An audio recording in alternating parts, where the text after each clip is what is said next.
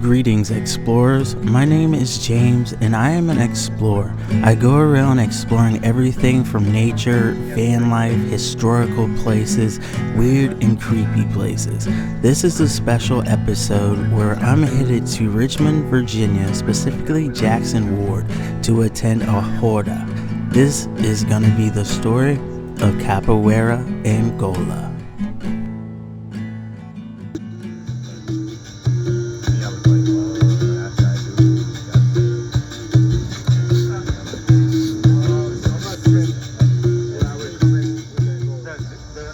And he wants to not change things up. The Atabaki is the leader.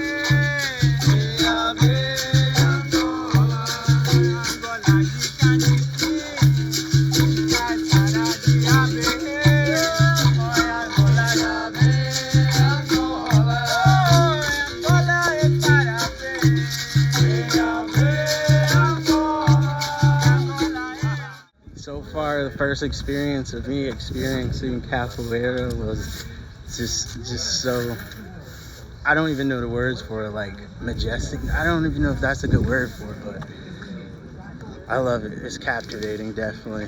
I'm just gonna sit back, relax, and enjoy this experience.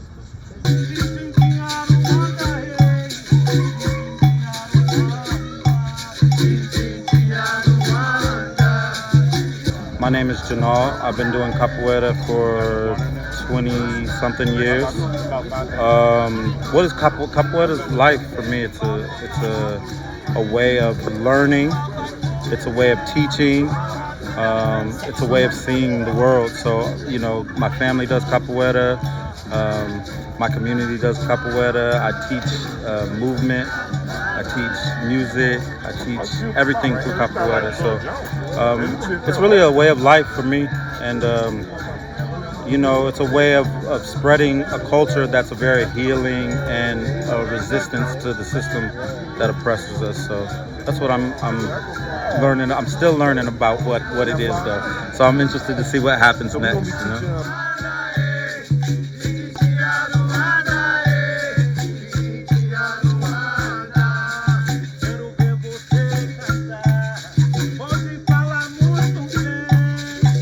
My name is Matthew Thornton.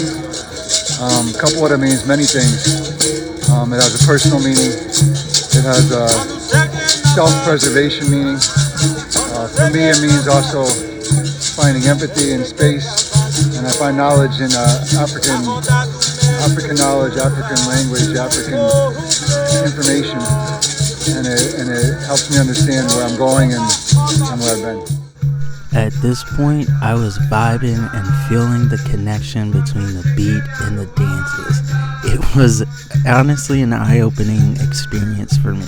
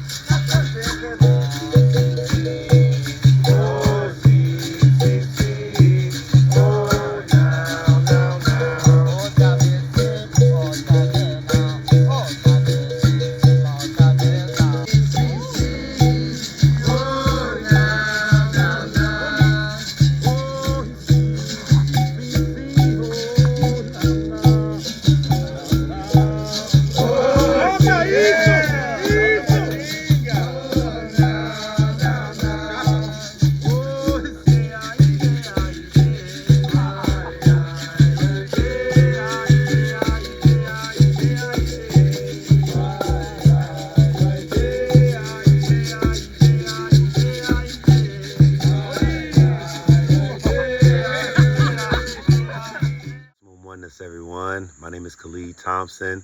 I'm a practitioner of the art of Capoeira de Angola, which is Capoeira of Angola, which is a particular style of capoeira. And it's been discussed that the original style of capoeira is Capoeira Angola. And what it means to me is pretty much everything. You know, Capoeira Angola has the spirit of the African ancestors and the identity and the richness of the African ancestors that were able to strive for survival in some of the most incredibly difficult circumstances, and through their discipline and dedication and love for themselves as human beings and for their culture at large, they developed this system of self-defense, physical self-defense, spiritual self-defense, and mental self-defense called Capoeira de Angola. And to me, it means liberation. You know, a word they use in Portuguese is liberdade, which is just liberation. It was a form of liberation against colonial forms of oppression that still exist in new facets and dynamics today. And even though we may not literally be fighting those oppressive systems directly like we would have in the 1700s, we still have to deal with them in metaphysical and psychic and mental ways. So for me, the movements of Capoeira Angola, the rituals around Capoeira Angola, call to a deeper, more ancient time, a deeper, more ancient pulse. The movements and the call and response and the musicality of the art calls back to something that seems more primal, more nature-based, and it derives a lot of its movements from the animals and like forces of nature that move around it.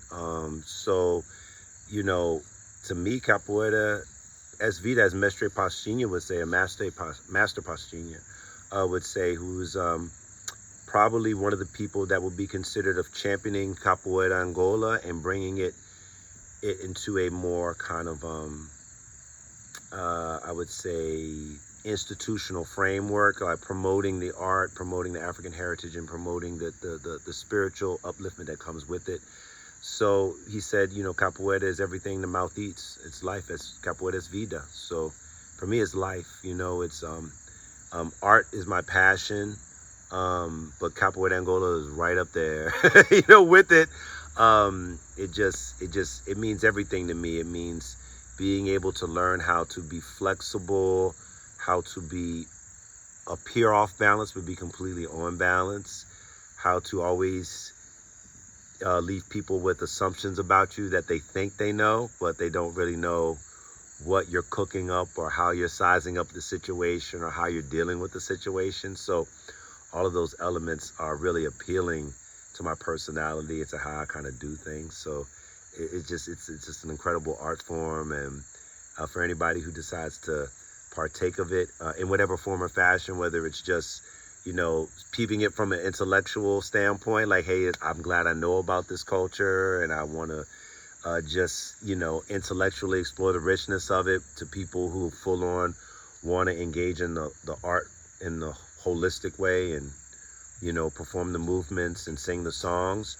It's all an important part of keeping this tradition alive, which I think actually is going to have a pretty large impact, especially on the Black youth around the world. And, you know, the cultures around the world in general. It's already in Russia and in China and in Japan and, you know, in Europe and in parts of Africa. You know, it's gone back to the, you know, original identity. But to also give some context to the African connection, there's a martial art form called Ngolo in Angola, you know, the territory which is now called Angola. And that's basically the zebra fighting dance. So a lot of the fundamental forms of capoeira, it's believed, come from that original martial art. And certain capoeiristas such as Cobra Manza have gone back to Africa to try to connect and actually see those connections. But then there's also a fusion, I'm sure, of other martial art styles, and then just the unique necessities of the times that they were living in that had them develop the moves that they developed. But somehow they were able to create this incredible magic that has inspired a person like me, who is often looking to deepen his connection with the world as a whole through finding out my connections to indigenous Africa and indigenous Americas, and just being a person of color here and honoring the history of people of color. including black, most importantly black people. So it's everything to me. You know what I'm saying? It's an important part of my life, and when I'm training and I'm participating in it, I feel like I'm cultivating and improving myself in my life, in my personal life.